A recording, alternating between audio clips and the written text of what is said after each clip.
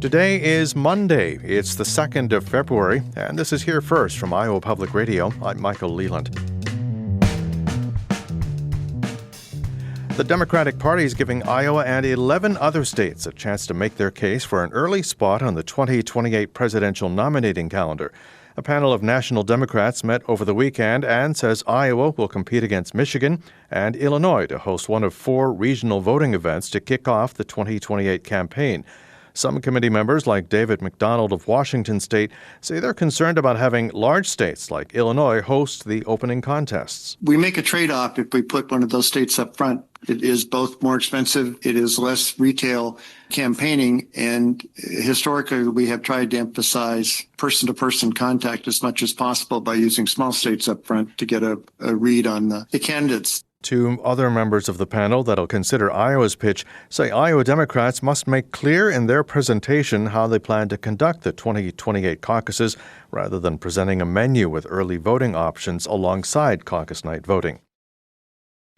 Farmers and biofuel leaders are hoping President Donald Trump's call to expand the sale of gasoline that includes up to 15% ethanol could boost demand for American corn. Harvest Public Media's Macy Byers has more. Corn producers felt sidelined when the House once again failed to remove restrictions on year-round sales of E15 gas in late January. But President Donald Trump renewed their hopes when he visited Iowa last week. I promise to support E15 all year round. Iowa Renewable Fuels Association Director Monty Shaw says E15 could help farmers facing low prices. Why we aren't giving up is because as you look out there, what could add demand for corn, the one market that's near term, that's literally just a change in regulatory policy away, is year-round E15. Shaw says he hopes the president's comments will turn into action from Congress. For Harvest Public Media, I'm Macy Byers. The University of Iowa is reviewing undergraduate majors with low enrollment. That's after the Board of Regents last year mandated a comprehensive study of how well campus programs are meeting workforce needs and student demands. Cedar Rapids Gazette reports such UI majors could include the African American Studies and Gender, Women's, and Sexuality Studies programs. University of Northern Iowa is also working on an enrollment optimization process. Iowa State plans to begin its low enrollment program review soon. Johnson County supervisors say they had a productive meeting recently with a private equity firm that owns several manufactured home parks in the area. IPR's James Kelly reports it comes after years of residents raising concerns about steep lot rent increases and poor water quality. County supervisors say representatives from Haven Park communities declined to come to a public meeting, but did meet with them in private. Supervisor V. Fixmer-Arise says in the meeting they discussed residents' concerns, including lot rent increases of up to nearly 140% after the company took ownership. That model does not work for our neighborhoods. That's a capitalist model that if you are running a different kind of business might work. But these folks are on fixed income and lower incomes. And so you shifting that burden onto them actually shifts it onto our entire social fabric. Fixmer-Arise says after the meeting, they are cautiously optimistic things will move in a better direction, and they plan to ask about specific investments Haven Park says it is making. I'm James Kelly, IPR News. The Iowa legal community is mourning the loss of retired U.S. District Judge Robert William Pratt. Pratt served on the bench in the federal Southern District for more than 26 years, and he retired in 2023. Cedar Rapids Gazette reports he died unexpectedly Wednesday in Des Moines. This is Here First from Iowa Public Radio. We are entering the 4th week of Iowa's legislative session. State lawmakers are comparing property tax relief proposals and proposing bills related to crime. IPR's Megan McKinney talked with state government reporter Katerina Sestarik about what happened at the state capitol last week.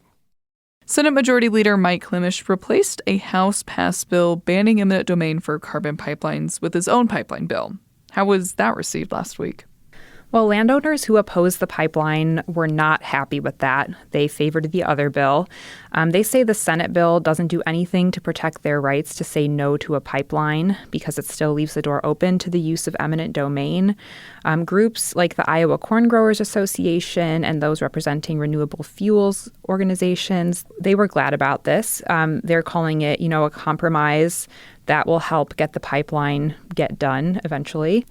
And then you have Summit Carbon Solutions, which has proposed the carbon pipeline that's currently has a permit in Iowa. And Summit likes this bill better than the House one, but they're still not fully happy with it.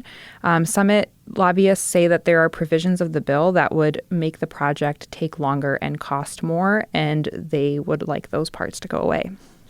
Klimisch says his bill gives pipeline companies more flexibility to go around unwilling landowners. What would that look like? His bill says that pipeline companies can contact landowners about potential voluntary agreements to have a pipeline cross their land anywhere in a county that had a required informational meeting or within 5 miles of each side of a proposed pipeline route. So Summit supports that aspect of the bill, saying that this would help them figure out which landowners are open to having the pipeline and, potentially helping pipeline companies in the future choose a route with more willing landowners. The bill also says that companies have to show state regulators that they tried everything possible to get voluntary agreements before requesting eminent domain powers to seize land. But pipeline opponents say that this could just subject more Iowans to eminent domain, which would likely have to be used at least in some cases. And they say that current law already allows a pipeline company to choose the width of their potential pipeline path and contact landowners there, and that this doesn't really change much. All right, moving on to property taxes. The governor's property tax proposal and House Republicans' property tax proposals have made it to committee. What are your thoughts about those plans so far? Those two plans have one big thing in common, and that's a 2% cap on revenue growth for cities and counties. And at subcommittee hearings last week, groups that are focused on promoting tax relief said that this 2% cap is the best way to prevent major property tax increases for Iowans. But representatives for cities and counties raised concerns that the cap, combined with other provisions, would hurt their ability to keep up with the rising costs of delivering services. House Republicans proposed 3 bills last week they say would crack down on crime. Let's start with the one that targets people who have multiple convictions. What would that do? This bill would create a point system with certain criminal convictions being worth 1 point or half a point.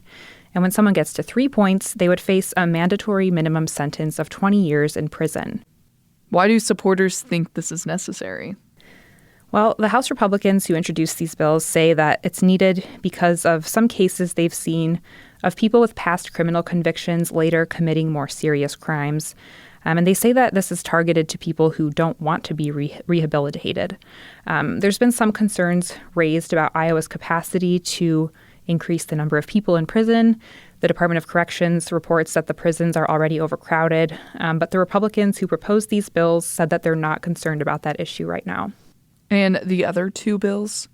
There's one that would have stricter requirements for releasing someone on bail. And then there's another that is focused on transparency around how judges operate. They want to have more information published about how judges handle criminal cases and about their judicial philosophies. Thank you, Katerina, as always, for your reporting. Thanks, Megan. That's IPR state government reporter Katerina Zostarik and Megan McKinney, as they do every Monday, bringing you up to date on what's happening at the State House. And that's Here First from IPR News. I'm Michael Leland. Have a great day.